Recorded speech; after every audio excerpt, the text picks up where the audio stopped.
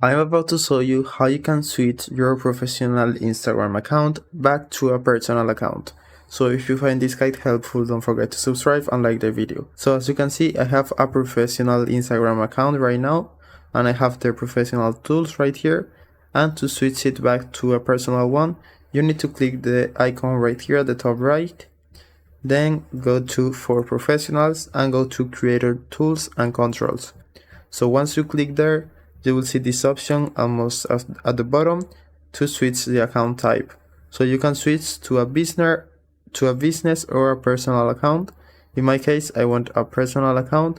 So just click there, and this warning will pop up that says that when you switch to a personal account, you will lose access to all the professional tools.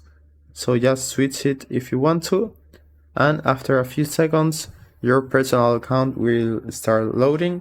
You will obviously not lose anything on your account, like the content or username or anything like that. And as you can see now, the professional tools has disappeared and I have a personal account. So I hope it was helpful, and thanks for watching.